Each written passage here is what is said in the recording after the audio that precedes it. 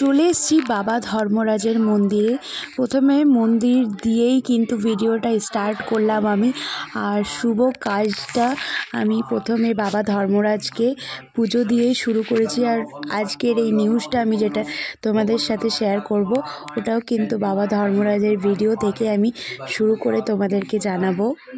আমাদের হয়তো মনে হতেই পারে যে আমরা কী জন্য বাবা ধর্মরাজের মন্দির গেছিলাম।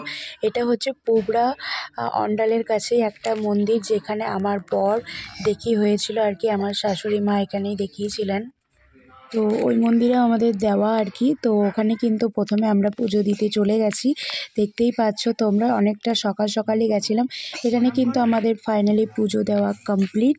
হ্যাঁ, এবার ফাইনালি তোমাদেরকে সেই সুখবরটা আমি দিতে চলেছি। এই পুজোটা হচ্ছে, কারণটা হচ্ছে আমার ছেলের জোটা, মানে যে চুলগুলো আছে ও এবার নাড়া হবে। এই কারণেই আর কি এই মন্দিরে আমরা পুজো দিতে গেছি। আর মেন যেই মন্দিরে আমাদের আসল দেওয়া, সেখানে তো যাবই, সবটা তোমাদেরকে শেয়ার করব। আর তোমরা যারা আমার চ্যানেলটা এখনও সাবস্ক্রাইব করোনি, তারা আমার সাবস্ক্রাইব করে আমার পাশে থেকো, সবটা তোমরা দেখতে পাবে। দারুণ একটা ধামাকা ভিডিও আসতে চলেছে। তোমরা দেখতে পেলে যে আমাদের কিন্তু পুজো দেওয়া কমপ্লিট। আমরা প্রণাম করে নিয়েছি সব মন্দিরে। প্রসাদ নিয়ে কিন্তু আমরা পুরো বাড়ির দিকে এগিয়ে আসছি। তো যাই হোক, এই ভিডিওটা এই পর্যন্তই।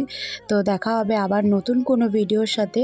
তো এই লুকটা ছিল আমার আজকের, আমি মন্দিরে পুজো দিতে গেছিলাম। তো যাই হোক, ভাবলাম তোমাদেরকেও একটু শেয়ার করি। ছেলেকে পরিয়েছিলাম পাঞ্জাবি রেড কালারের। তো যেহেতু ঠান্ডা ছিল, ওই জন্য সোয়েটারটা আর খুলিনি। তো এই হচ্ছে বাবা ধর্মরাজের মন্দির, অন্ডালের কাছে পুবড়া। তো যাই হোক, মন্দিরে গিয়ে পুরো মন ভরে গেল। তো বাড়িতে এসেও 2-3টে ক্লিপ নিয়ে নিয়েছি, দেখতে পাচ্ছ তোমরা। তো আশা করছি তোমাদের যদি ভিডিওটা ভালো লেগে থাকে, অবশ্যই আমার চ্যানেলটি সাবস্ক্রাইব করে আমার পাশে থেকো। এই ভিডিওটা কেমন লাগলো আমাকে কমেন্ট করে জানিও। আজ আসি, দেখা হবে নতুন কোনো ভিডিওর সাথে।